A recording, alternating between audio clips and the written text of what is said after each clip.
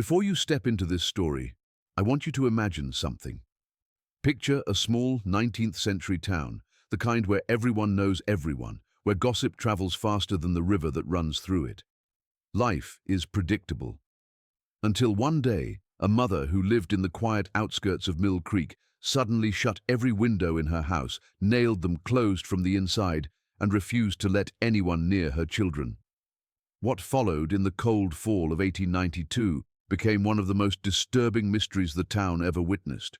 A case that people whispered about for generations, a case where fear didn't just live inside the house, it seeped out of it. The first signs that something was wrong in the Howard house came quietly, almost too quietly for anyone in Mill Creek to notice.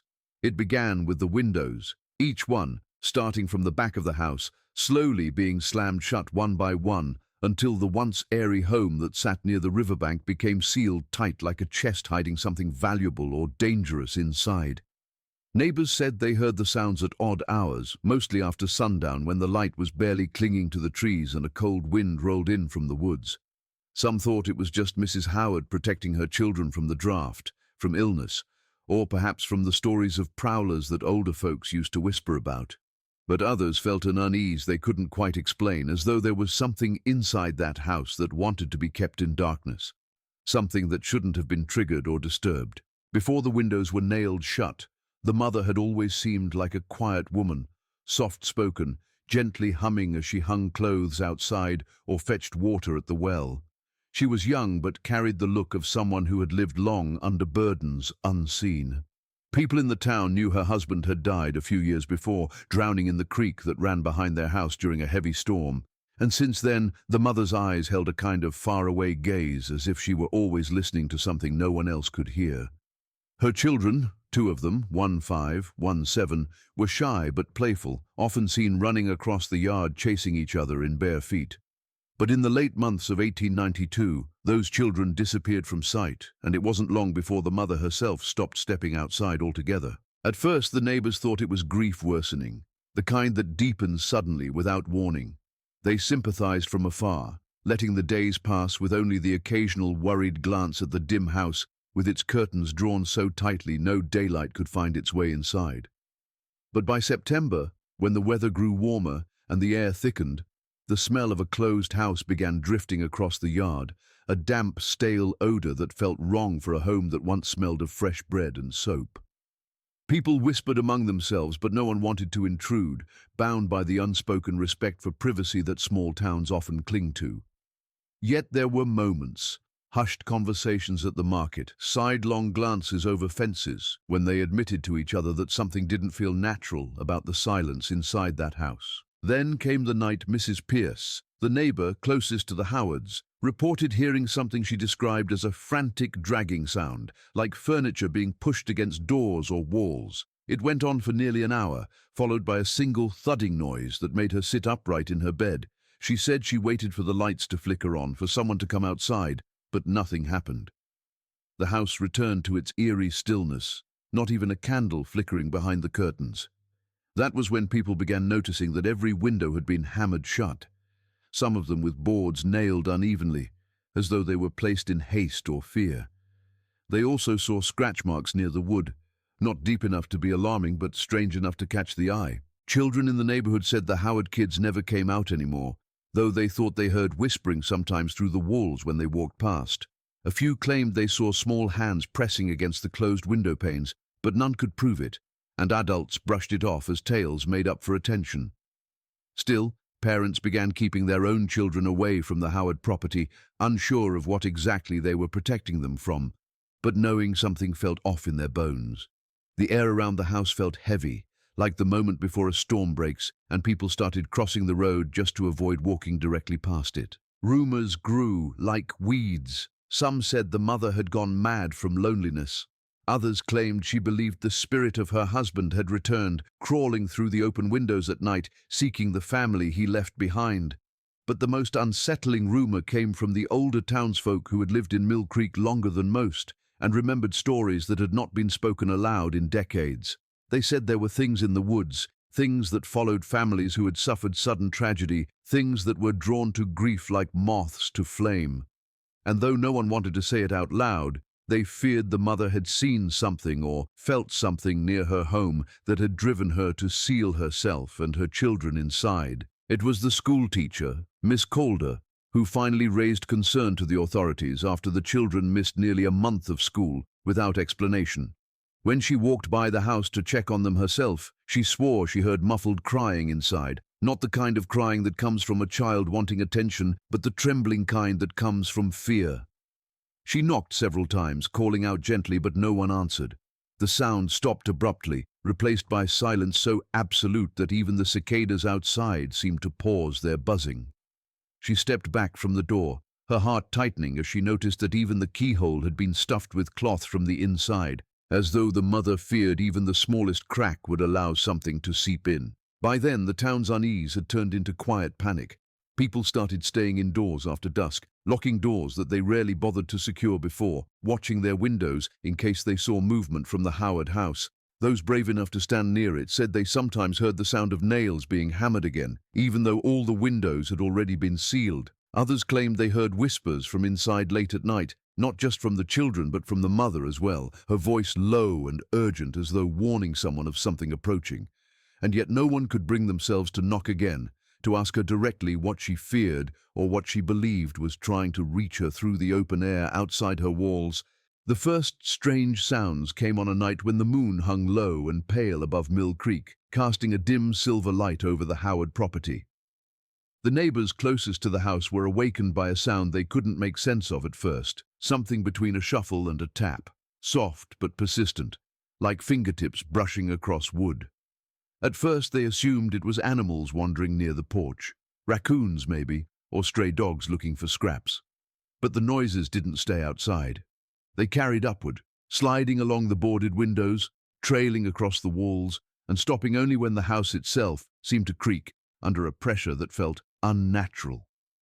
People who lived nearby described it as though something was circling the home, pacing slowly, searching for a way in or a reason to remain. Every night after that, the pattern repeated, and the unease began to settle over the entire neighborhood. Some tried to dismiss it, insisting that the noises were simply the house settling or the wind brushing branches across the siding. But those who lay awake listening swore the sounds were deliberate, measured, too slow and rhythmic to be anything natural. There were nights when taps traveled from one window to the next, moving from the back of the house toward the front door as though following a specific path. The way it moved, so methodically, so consistently, made even the skeptical residents of Mill Creek lower their voices when speaking of it. And while the wood groaned and the shutters rattled, those who strained their ears insisted they heard another layer beneath it all, a faint scraping sound that seemed to come from inside the walls instead of outside them. The Howard children, usually bright and eager, had become quiet long before the sounds began.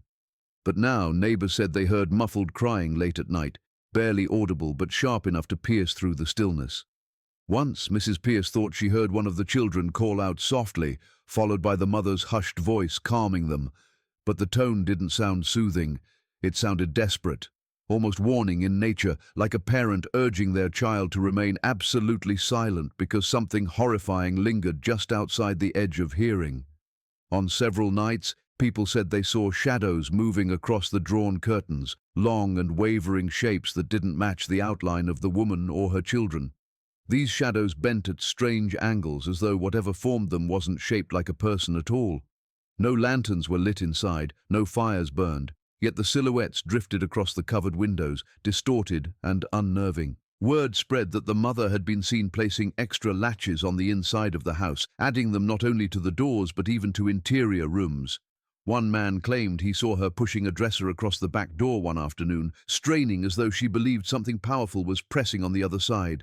No one dared to ask what she was doing, and she didn't speak a word to the few who watched from across their yards.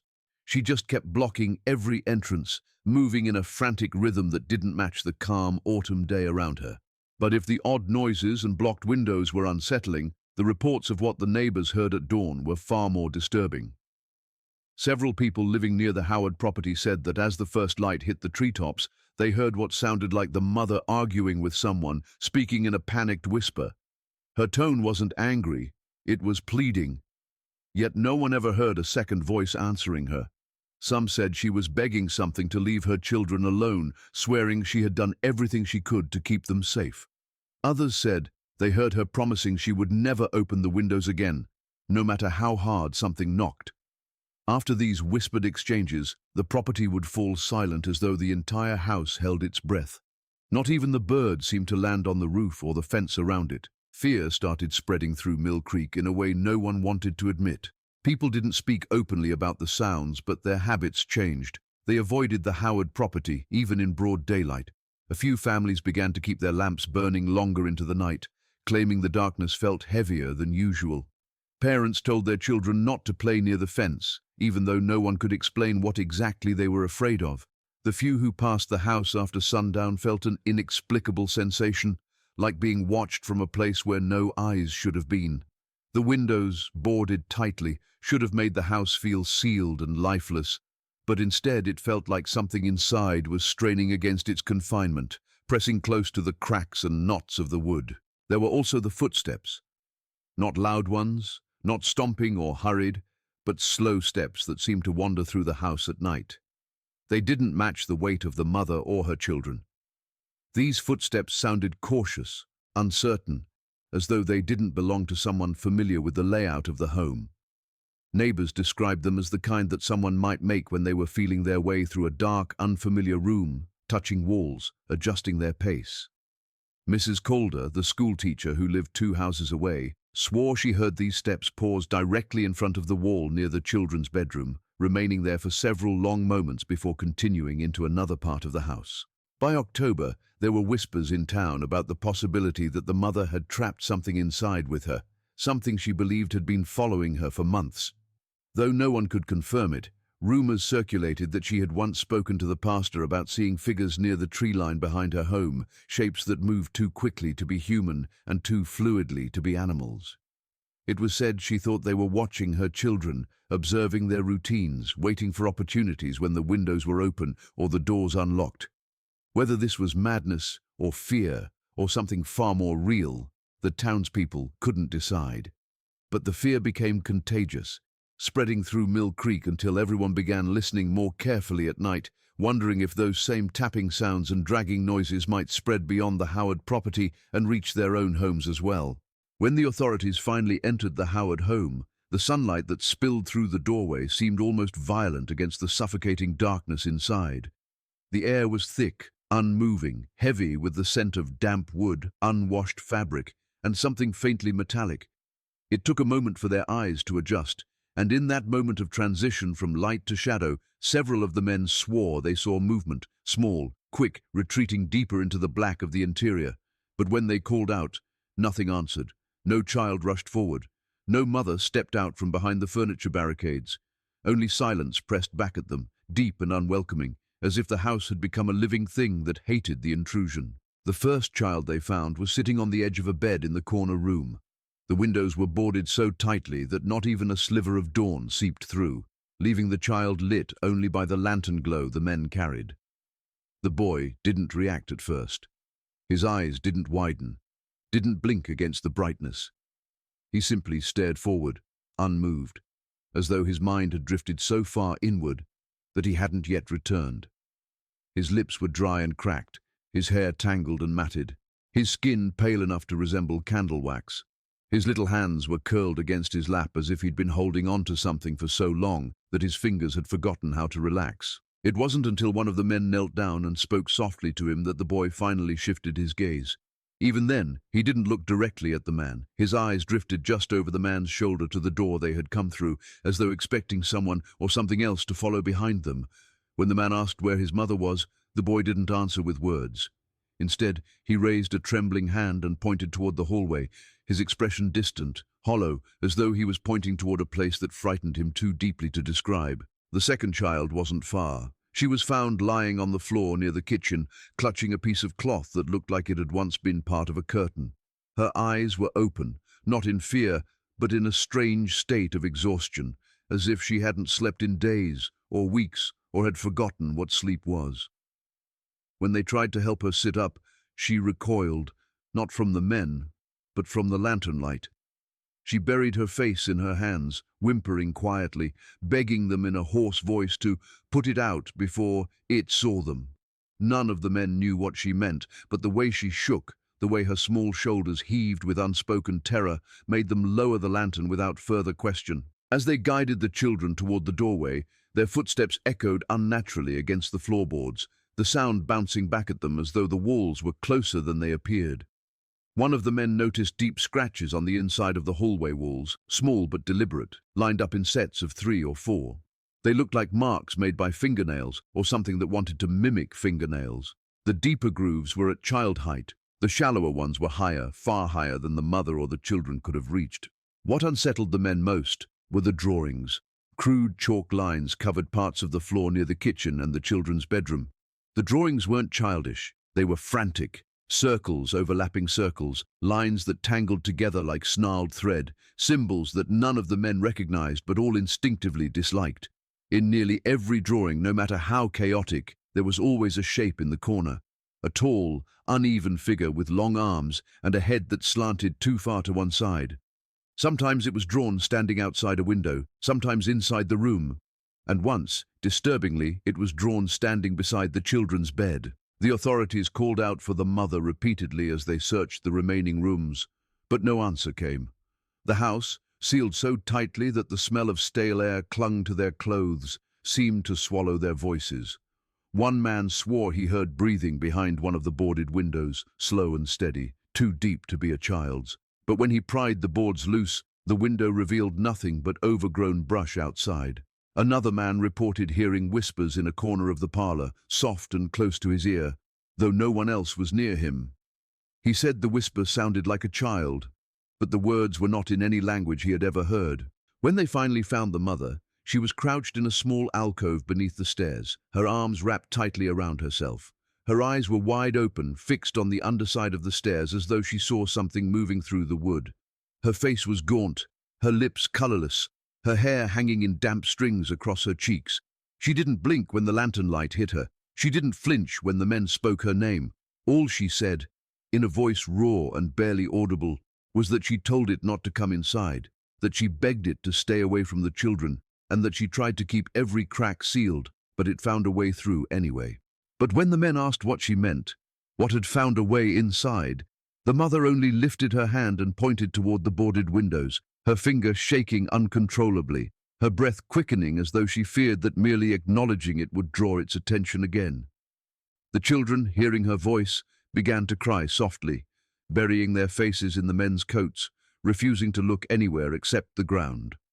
And though every lantern in the house burned, though the door now stood wide open to the daylight outside, the atmosphere inside the Howard home felt darker than ever, as if something unseen lingered just out of sight, pressed close to the walls, listening to every breath that was taken and every word that was spoken. The mother's explanation for her actions was chilling, not because it was easily dismissed as the ramblings of a troubled mind, but because there was a logic to it that made the hair on the back of anyone's neck stand on end. She claimed that from the very moment her husband had drowned in the creek, something had begun watching her family.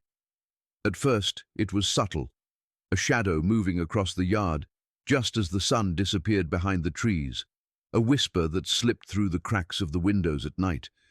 She said she initially tried to ignore it, believing that grief and fear were playing tricks on her mind, that she imagined the creaking of boards as footsteps, the sigh of the wind as voices.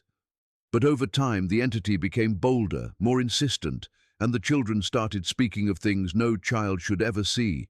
Figures standing in the corners of their rooms, faces peering through the glass at night, whispers telling them to follow, to leave the house, to go into the dark where no light could reach. She recounted one night, weeks before she finally boarded up the windows, when she awoke to the sound of scratching against the glass. At first, she thought it was an animal, a fox, a raccoon, a stray dog, but the scratching grew deliberate, almost impatient, like it was testing the strength of the window. When she sat up in bed, she swore she saw a figure just beyond the pane, impossibly thin, tall, and with limbs that seemed to bend in ways human arms should not. Its face was blurred, featureless, yet horrifyingly present, and its gaze, she said, felt like it reached straight into her chest. freezing her blood and rooting her to the spot. She claimed that she tried to speak, to call for help, but no sound left her lips, and by the time the first light of dawn crept over the trees, the figure had vanished. It was after that night that she began to barricade the windows, first with simple shutters, then boards, and finally with nails hammered in hastily and unevenly. She said she tried to seal the house from every point of entry, not only to keep the entity out, but to protect the children from its influence. Each nail was, in her mind, a ward against the darkness. Each closed window a line drawn between safety and terror. The children, she claimed, began to sense it too, sometimes refusing to leave their rooms, sometimes screaming at shadows that weren't there when anyone else looked.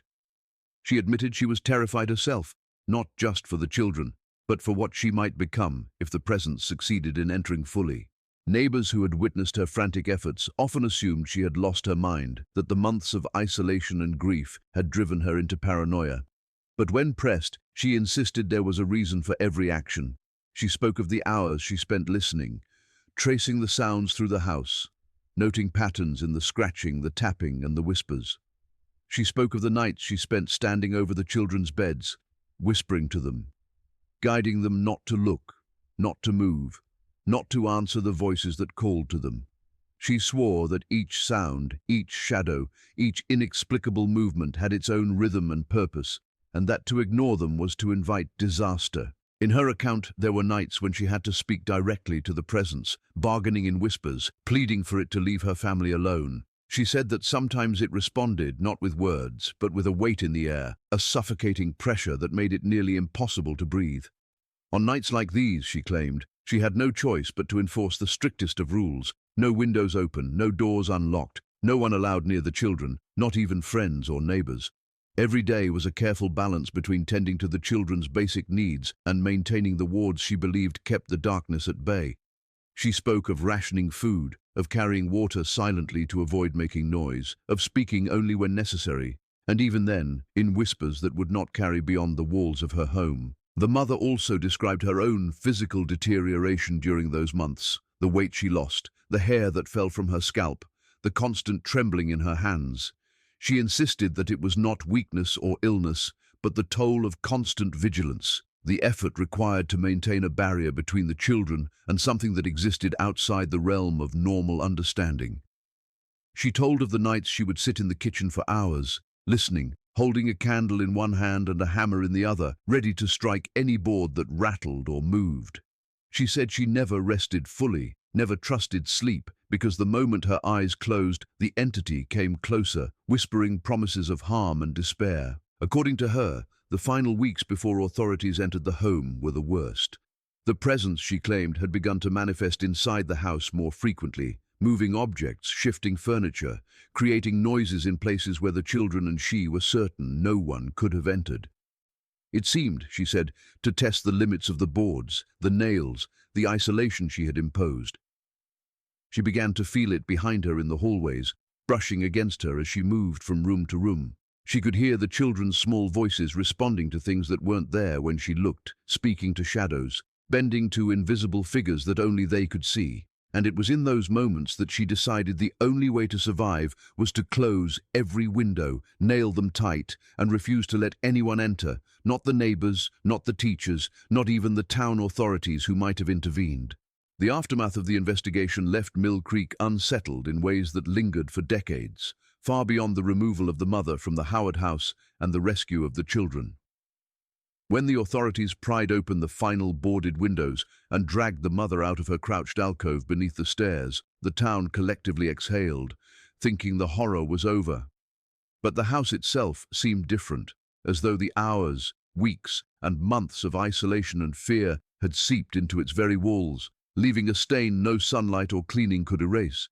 Even with the mother gone, neighbors reported strange phenomena: flickers of shadow behind boarded windows, soft scratching noises at night, and a faint metallic scent that clung to the air, thick and unrelenting. The house remained empty for weeks, yet those who passed by said it seemed alive, tense, as though it waited for something or someone to return. Inside, investigators documented the state of the home in painstaking detail, hoping to find rational explanations for what had occurred. The children were placed with relatives temporarily, but their behavior continued to frighten anyone who tried to care for them. They spoke in hushed tones to corners of rooms, their eyes darting to spaces where no one else could see. They refused to eat in certain areas, would not approach the windows, and often held each other tightly, whispering warnings to invisible presences. Psychologists called in later described it as extreme trauma, but those who had lived through the nights when the house was sealed knew it was something more, something that had left an imprint beyond the physical world, a shadow of fear that clung to the children's young minds. The town itself began to change. Families who once walked past the Howard house without a second thought now crossed the street to avoid it, moving quickly when passing after dusk. Children were forbidden to play near the property, and whispers of the house's curse began to circulate, growing in magnitude with each retelling. Traders and visitors who had once passed through Mill Creek noted the odd caution residents exercised near that street, and even newcomers were warned to avoid the house if they valued their peace of mind. For years afterward, the Howard home was referred to quietly as the Sealed House, a place of lingering dread that no one dared enter without reason. Despite the mother's removal, odd incidents continued. Local farmers reported hearing scratching on their barns at night, whispers that carried in the wind when the river was still, and glimpses of shadows darting across fields when no one else was near. Some swore that the entity, or presence the mother had described, had not been contained within the house but had spread, following her family and leaving an echo of unease throughout Mill Creek. The children themselves remained deeply affected. Even months after leaving the house, they were hesitant to approach windows, refused to speak openly about what they had seen, and occasionally screamed at empty corners or silent rooms. Townspeople began to fear that the events of the Howard home were not an isolated incident, but the beginning of something far older and more malevolent that had lingered quietly in the outskirts of Mill Creek, watching, waiting, and selecting those whose grief or tragedy left them vulnerable. Eventually, historians and reporters documented the case, detailing the state of the house, the mother's actions, and the children's condition. Photographs were taken of the interior, capturing the chaotic remnants of the mother's defensive measures. Boards still nailed at odd angles, chalk drawings etched across floors, deep scratches along walls, and overturned furniture in patterns that defied reason.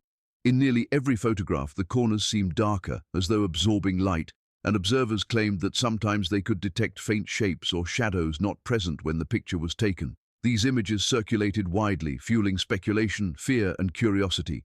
Readers and viewers debated whether the mother's actions were the result of pure madness or if some inexplicable, supernatural force had truly invaded the Howard home. Over time, the house fell into disrepair, but it was never truly abandoned. Neighbors occasionally spotted the mother returning from afar, long after she had been removed, carrying tools, boards, or candles, as if attempting once more to maintain the wards she had established. Each sighting reinforced the fear that whatever she had battled remained tied to the home, an invisible threat that required vigilance and sacrifice.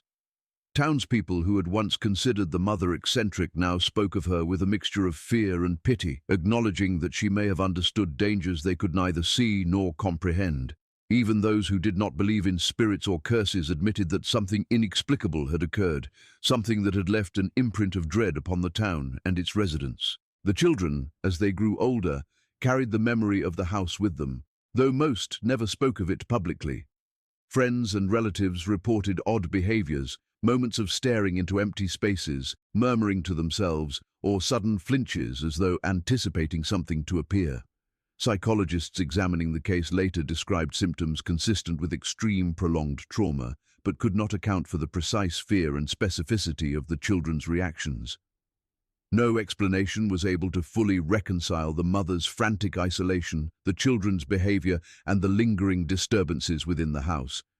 The Howard home remained a fixture of dread in Mill Creek, and for decades, stories of the mother who closed the windows persisted, passed from one generation to the next, whispered around fireplaces, at markets, and in the fields, a tale that blurred the line between reality and legend, between fear and the inexplicable,